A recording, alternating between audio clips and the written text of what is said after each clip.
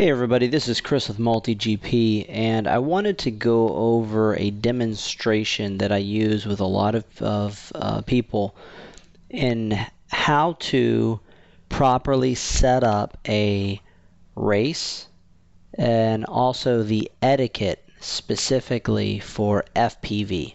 So let's get started. I'm going to use Microsoft Paint. This is a wonderful graphics program for someone who has no graphics skills. I have zero. That's not my expertise. If you ever see anything that looks really nice on MultiGP, it's not because of me. But I think I can get my point across. So let me start off by showing you how a typical track should be set up. First of all, it's important to always have a pilot area. The pilot area is a place where each individual pilot will fly from. Alright, so here's our pilot area. Each of these circles denote a pilot. So this would be the section for pilots. Alright, so this is a pilot area with, for example, 6 pilot spots. I would recommend having a dedicated chair for each pilot position and have a frequency number marked on the back of the chair, or somewhere to say that if you are pilot 1 or pilot A, that you must sit in this chair to operate. Behind that area, typically we'll have what we would call the pits. So the pits and spectating area. This is where you would have pilots setting up, working on their aircraft, changing propellers, people spectating. It's nice to sort of designate each of these areas. As a matter of fact, what I really like to do is go through and say, hey, if you get assigned and you're running frequency 1 or frequency A, that this is the frequency A area. If you're in frequency 2 or frequency B, here's the B area. That way, if guys are practicing in between sessions, if you have them together, the likelihood that pilots will communicate with each other is increased. Now the next thing that you need to make sure that you've established is a flight line. You want to have a very clear flight line. A flight line is important. A flight line is very important for safety. It is where you consider the do not cross area. It is how you make sure that as a whole, everyone who is at your event knows where the do not cross line is. If you have a way to put up a fence or a net or some sort of barrier to keep people out, that's good. If not, use signs. Make sure that you are coaching everyone who's at the event where that flight line is. Next up is going to be the takeoff and landing area. The takeoff and landing area is very important. It's important because you need to designate an area where pilots will take off. You need to designate and explain to them they must land in this area too. And this should be the closest point that the aircraft are ever to the pilots. So when an aircraft takes off, it should fly from this area. Let's use blue. Should fly from this area and onto the course. And whenever they're done flying, at the end it should fly down here and off the course back to this landing area. The pilots should always be set up to where a directional antenna can be used to get the entire course. It's very common to see the pilots right in the center and the course be wider than a directional antenna can cover. It's better to build your course or put your pilot area in a place to where a directional antenna will pick up the entire course, because a directional antenna is going to get a lot better signal than a Omni ever will. An Omni antenna really would be best if the pilots were in the center of the course, and that is not a safe thing to do. That's not a good way to build a course. So set it up to where a directional antenna is able to pick up the entire course. This proximity is the key to a successful event. The distance, so this distance right here, let's use a different color.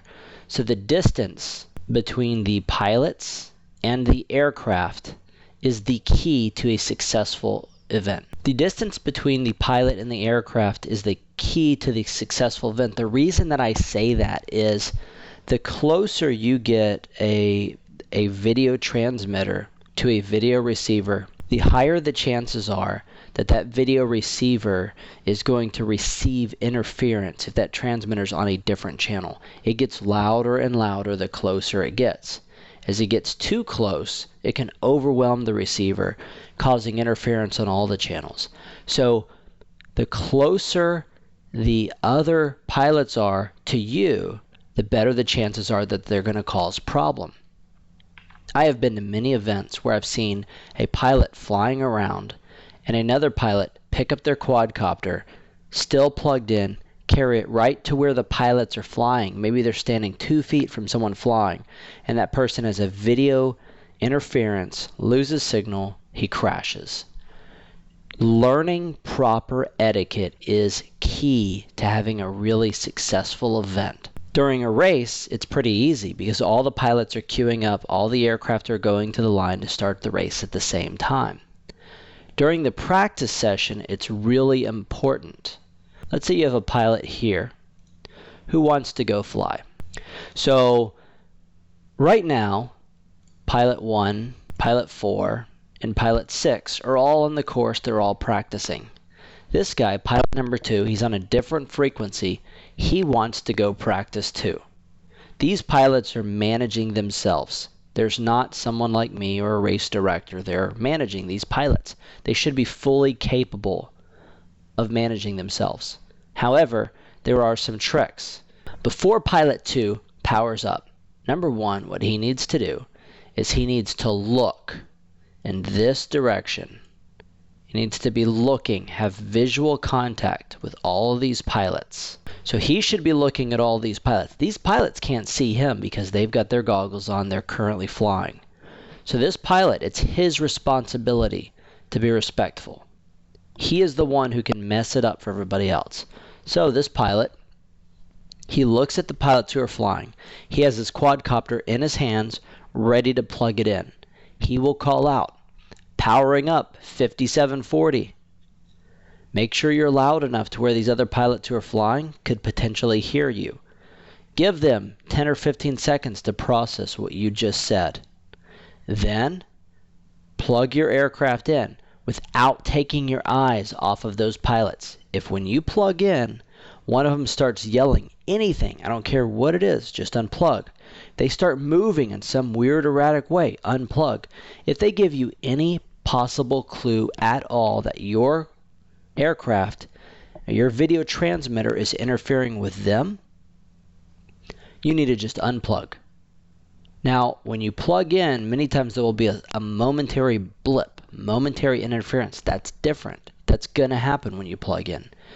But it is your job, if you are that pilot plugging in, to make sure that the other pilots who are currently flying are not being interfered with. If they crash because your aircraft and your transmitter is interfering with them, you are responsible. I don't care if you're on a different channel. You are responsible. You have to take ownership to that process. If you do not, you will not have a good etiquette of practice in your flight area. So that person is responsible. Don't plug in and just throw your aircraft down and go running back to your seat.